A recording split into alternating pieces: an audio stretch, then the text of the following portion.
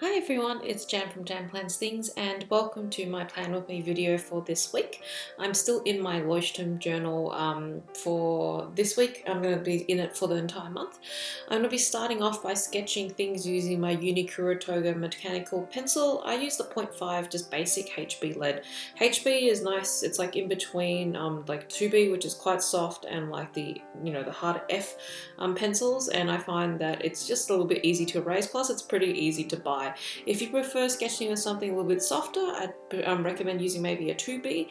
I wouldn't recommend going darker than that when you're sketching in the journal because it tends to smudge a lot, you'll transfer a lot onto your hand, and then it probably will cause you a little bit of trouble later on.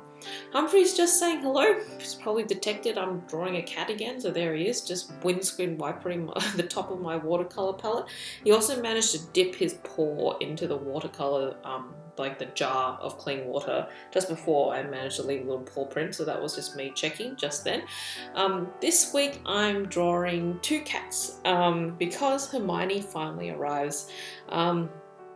She actually arrived this morning when I'm recording this this voiceover, and she and Humphrey have been slowly getting along. They're very cute, they sleep next to each other. I know I'm meant to keep them as separate for as long as possible, so I've tried to keep her in a separate crate for now, but he can still see her and they've been playing a little bit, so I'm hoping that they'll get along. And he seems awfully curious about her and she seems to not. Well, she seems to, like, she couldn't care less because I guess she came from somewhere with a lot of cats and she's kind of used to him, where he's absolutely fascinated by her at the moment.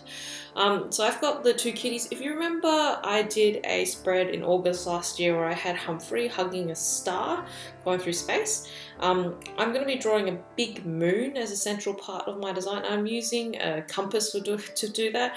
Normally I just use whatever cup I have lying around, but because I had it, because I did get this in my rotary set, I'm like, I might as well use it. Plus I'm an architect, I should know how to use this type of stuff. So back on the design, instead of having Humphrey hugging the star, I've got Hermione hugging the star and Humphrey holding her up and sitting on the moon. So keep with the whole space theme, and also just to kind of welcome Hermione in to my life for this month. So I'm super excited about that. So at the moment, I'm just sketching out the little bits of the sketch. I'm going to be outlining the cats with the Pentel pocket brush pen. This has a nylon bristle at the end, so it acts like a proper brush. It's generally designed to do like Chinese calligraphy, that type of sketching and drawing, but I find it's really excellent for outlining cats because the line variation is lovely. The problem is because the bristles are so soft and springy, they're a little bit hard to control, so I do recommend you practice using it first instead of going with it straight out of the bat, because then you might find it quite difficult. So I'd like to use it when I'm doing something like fur and using a little bit of dashes around the side, because you can kind of see the variation already. And then I switched to the Sakura Micron pens because I have a little bit more control. The tip of the Sakura Micron does not move. Therefore, if I need something more precise, for example, like the bobble around the head, because they're in space, that type of thing, I do switch over to the Micron. I also use the Micron for drawing like planets, the stars, and the moon as well. I found that after I did outline the moon that the lines were too regular compared to what I was seeing on the cats, so I went back over it afterwards just to give the line a bit of variation, kind of like doing faux calligraphy but doing that to your line work instead. Overall, I do like the return to this less grid-like layout. I have been in more of a grid weekly layout over the past few weeks because I was drawing bakeries and houses in the last month. I do kind of like how this one cascades over the center of the page. I've got a little star hanging off the tail of Hermione, and then I kind of just incorporate the planets and the date circles together. I do like using this throughout the week. It just is a little bit different. It also means that there's a little bit of variation in the journal, and I don't have to worry about too much if a column is too short or too long, because I can easily just take up a little bit more space on the other side. I'm using my Rowney masking fluid again. So what I'm doing is I'm wetting the synthetic brush. It's the cheapest brush I own. phone at the moment, mainly so that if I damage it, I don't cry. But after every single star that I do or planet, I rinse it with water as quickly as possible just to keep the bristles soft.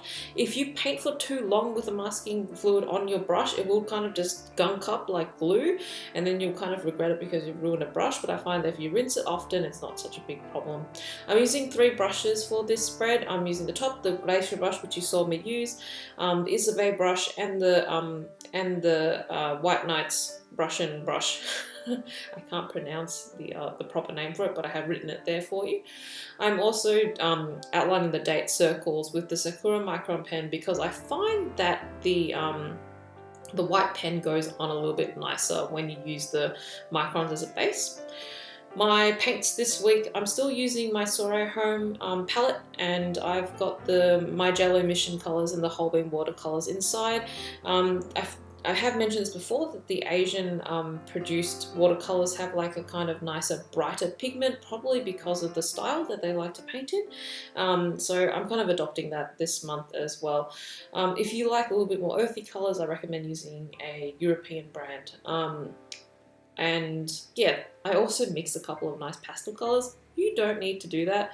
You probably can do that just by mixing white into your colors, but I thought the colors were really pretty when I went to buy them.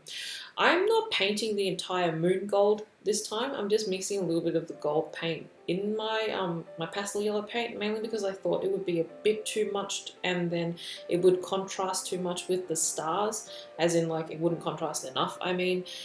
So I've kind of done the moon in a pale yellow color, and then I'll make the stars glittering gold. I thought it would be too much otherwise. I've got Humphrey, he's really playing dope. He's just going for it this week. He just kept on knocking over everything, so I'm sorry that everything is not as neat as it normally is, mainly because little Humphrey Godzilla was really going for it. I'm just putting like a neutral grey tone down first to do the cats. I haven't really mixed the grey this time. I'm just using the neutral tint that's available from Mijello Mission, and then I'm just laying down the colour really quickly. And I find that because of how the Leuchtturm dries, cats is much easier to draw in the Leuchtturm than they were in the Archer and Olive because of the way it just absorbed into the paper. The ink here kind of sits on top. It reminds me a little bit more of like an Asian painting technique, like sumi-e. And it just acts a little bit more like that type of paper. So I find that also means that I paint a little bit quicker because I can't actually put down too many layers because the paint gets quite like vibrant and opaque already, so you don't have to build up as much. So now I'm going to start painting the clouds. So I'm using 3 colours, a blue, a dark purple and a pastel purple.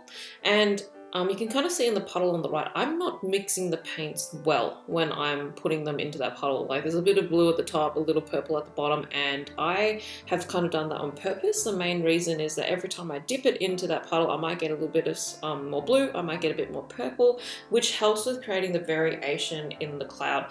So what I'm doing first is I'm just quickly laying out a really pale base, and that kind of acts as like a little gradient towards the center. And now I'm tending to dip a lot more directly into the pan of color. So I've dropped a little bit of water off to the corner, and I'm just using that to pull in a lot more ink. And the paint.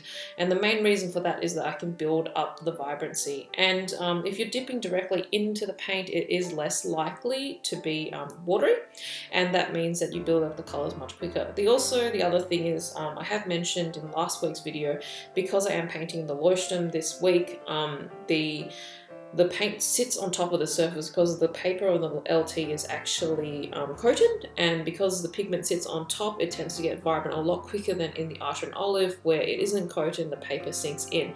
So with the Archer and Olive, that's quite beneficial because you can build up a lot of layers. It's really good for negative painting, for example, and then it acts a lot more like watercolors, watercolor paper, traditional watercolor paper, where you can kind of just build up the layers as you go. And at the 160 GSM, it's very forgiving with the amount of water that you put on. Whereas the LT, it kind of starts crinkling a lot. So if it does crinkle a lot, I recommend you drying off your brush and then lifting the extra pigment off the page. I have done a full tutorial on it on my YouTube channel. You can search for it. But otherwise, that's how it changes a bit. But also, because the LT is coated, it means that I don't have to paint as much. So there are pros and cons of using both.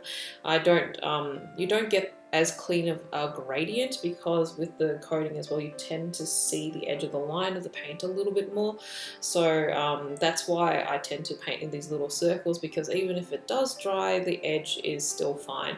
It kind of is incorporated into the design instead of being like an unsightly line throughout the kind of nebula cloud thing. I'm just erasing any extra pencils, as well as this lifting off the masking fluid. I like to put masking fluid down, especially if I'm doing the painting for the gold stars, because I find that the color of the gold is actually a little bit more vibrant if it's directly onto the paper and not onto paint. I mean, the thing is, the paint is quite opaque already, but it kind of just gives it that extra vibrancy. I've decided to do kind of like peachy pink planets. I wasn't 100% sure, but here are the Finetec Coliro paints that I'm using this time around. You can start to see the gold I like to use the most. It's got a hole in it. But the other thing is, when I was putting together my palette, my ceramic palette for this month, I tried to pick colors that were kind of harmonious already. So it's not a good mixing palette. There's like 4 to 6 purple blues that you could probably mix most of them already. There's pastels, which are kind of opaque, and they're not completely transparent, because transparent colors are a little bit easier to use. But I picked them together like that because I knew there would kind of be a harmonious palette that I can kind of just blend colors to, and if I needed to, I could paint directly out of the pan and not stress too much that they wouldn't match. So that's kind of why I picked a palette like that, and just makes it a little bit easier, especially if you know the type of color tone that you're going for over the month. After painting with the gold paint, I do always try and go back and outline it again with the black pen, because I find that it does mess up the edges of the black pen a little bit. I'm using the Sakura Jelly Roll pen in 08 size to do my lettering on top of the black bubbles. I find this pen works really well. This one and the Uni Signo Broad are my 2 favourite white pens currently. I haven't had the urge to buy more white pens, so that's always a good sign. I'm using the Tombow Fudenosuke hard tip pen in the blue barrel. It has black ink inside. I also find that ink is water fast, which is excellent. The hard tip pen now come in, I think, 12 colors as well. So if you want to letter in another color, it's available for you. I still find this, after a whole year of using it, that it is still the easiest pen for me to use for lettering. So it will take a little bit for me to let go of it. I do like it quite a bit. I will try and get Hermione on camera at some point. Let's see if she develops the journal sitting habits of her brother. But I'm super excited. I think I really like this spread. It's really, really cute. It's kind of a bit of a return to my older style, which I'm liking. The LT makes me paint like this, I think. Anyway, I hope you guys enjoyed, and I'm looking forward to seeing you guys next time. Bye!